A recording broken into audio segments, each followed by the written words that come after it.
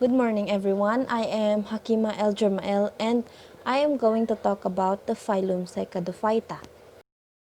Phylum Cycadophyta, commonly referred to as the cycads, is the collection of tropical and subtropical plants that have been existing since the age of dinosaur, which was 400 million years ago.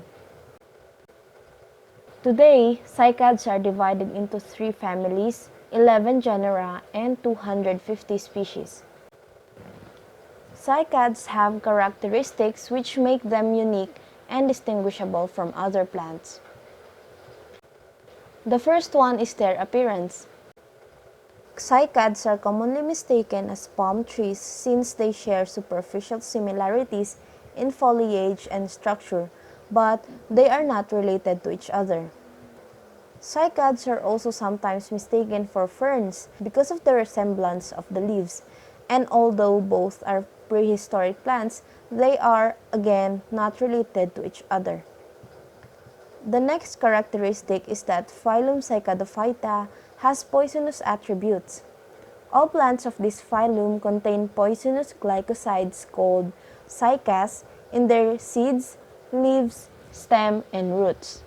It is believed that cycads must have developed this poisonous defense to protect themselves from bacteria and fungi. Poisoning symptoms to humans may include vomiting, diarrhea, increased thirst, liver failure. Lastly, cycads grow very slowly. Excluding the Zamia species, most of the cycads take 50 years to be 10 feet high. This is a huge disadvantage, which is why they are in danger of becoming extinct. Proceeding to the classification and nomenclature, from the family of Zamiaceae, we have Florida arrowroot. Its scientific name is Zamia integrophilia and is used as a source of starch and for animal crackers. Chestnut dayun or dayun edule. Its seed is used after decoction to treat neuralgia, a stabbing, burning, and often severe pain due to an irritated or damaged nerve.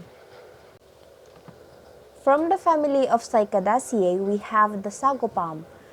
The sago palm, by far, is the most famous cycad because it is easy to take care of as a houseplant. But other than being an ornamental plant, sago palms or Cycas revolute are widely used for production of sago pearls. They are also used to stiffen cloth material in the textile industry. The Palma corcho or Microcycas calocoma have poison from their roots for rats, but they are more widely used as ornamental plants. From the family of Stangeriaceae, we have the Zamia fern. With the scientific name Bauhinia cerulata, it is cultivated as ornamental greenhouse and for decorative purposes. Lastly, we have natal grass or Stangeria eriopus. Its roots are used for treatment of headaches and for damaged teeth of cattle. For the structure and form of the cycads, cycads have long, narrow leaves with either pinnate or bipinnate leaflets forming in a whorl at the top of slender stems from which are usually below the ground. They vary greatly in size, with some reaching 18 meters high while others are only 30 centimeters. Cycad leaves often unfurl as they grow, and as lower leaves die, their bases remain attached to the stem to form an armor-like casing. They have specialized roots called coloroid, which contains blue-green algae that form a symbiotic relationship with the plant, fixing nitrogen for it. It is known that the major root of cycads can be contractile, thus pulls the plant into the ground. Cycad stems are often thick but are not true wood. Instead, they are fibrous and contain a lot of starch. The genera of Bauhinia and Stangeria have subterranean stems, which means carrot-like. The leaves are composed of a central petiole with offsetting leaflets. All cycads are evergreen with stiff, long leaves. Some genera, like Cycas and Bauhinia, have multipinnate branching leaves. Leaflets are simple, needle-like or corrugated. The leaves can be straight, recurved, erect, horizontal, or dependent. Their leaflet arrangement is usually opposite, and the veins in them run in parallel lines from the leaf stem. As for their reproduction, female cones tend to be larger in diameter, while male cones are narrower and sometimes elongated. They pollinate by insects, which is a distinct advantage for plants that grow in tropical forests where there is little wind. Mature cycads are either male or female, which means they are dioecious. Instead of producing fruits or flowers, both sexes produce cones for reproduction. The male cones produce pollen, while female cones form ovules which turn into large seeds. The female cycads cannot produce seeds without a male cycad nearby. The female cones are usually singular in a plant but can be two or more. Meanwhile, the male cones can be singular, but more often there can be two or more per plant.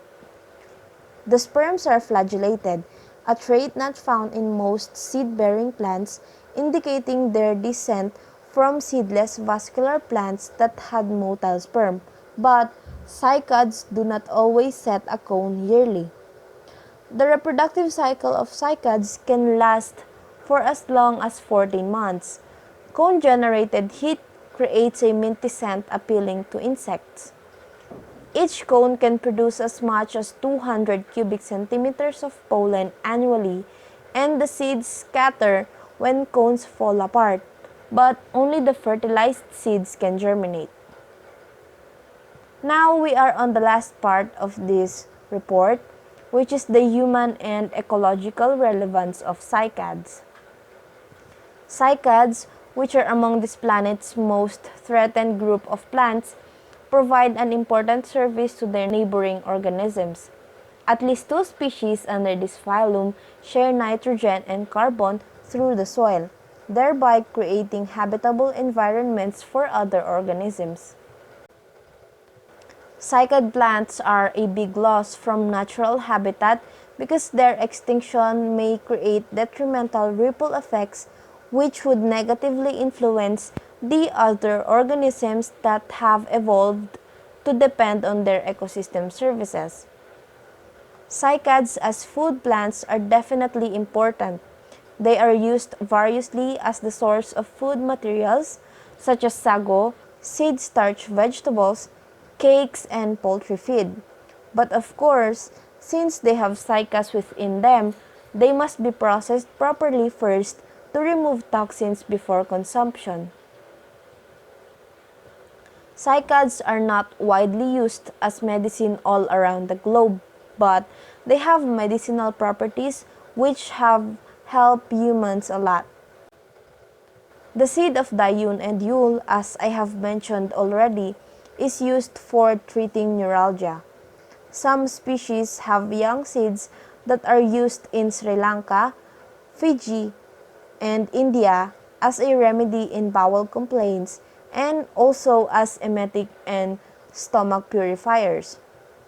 Their gum is used to cure malignant ulcers in some African countries. Pounded stem of Cycas pectinate is used as a hair wash for diseased hair roots in Assam. Ulcerated wounds and swollen glands are treated in Cambodia from the mucilaginous terminal buds of Cycas circinalis. Cycas circinalis and Cycas rumohii seeds are sold in the market as an anodyne, which is a substance that relieves pain or diminishes distress. In Indonesia and here in the Philippines, the seeds of cycads are made into a paste in coconut oil and are used for wounds, swellings, sores, boils, and various skin complaints. The juice obtained from the young leaves of Cycas revolute is used for curing blood vomiting and flatulence. Gums from petioles or stems of Dionediule and Macrozemia spiralis are used as antidotes for insect and snake bites and for malignant ulcers. Cycads are a great source of fiber. The surface fibers obtained from the leaves of Cycas circinalis, Cycas revolute, and Macrozemia are used for stuffing pillows, making mattresses, and even for making cloth to some extent. Hats, mats, baskets, fences, brooms, cordage, and twines are prepared from the leaves of Cycas, Encephalartos, and Macrozemia. Paper is made from the fibers obtained from the stem of Macrozemia spiralis. An orange-yellow oil is obtained from the seeds of Cycas revolute and a bright orange oil from the seeds of Macrozemia ridlei. In some parts of the world, these oils are used as those of palm oil. The definite importance of cycads as nitrogen fixers has not been fully studied, but the colloid roots of cycads contain nitrogen-fixing algae and bacteria. The gum exuded from the injured petioles, stems, or megasporophylls of Cycas circinalis, Cycas revolute, Cycas rumphii, and Cycas siamensis is used variously as an adhesive.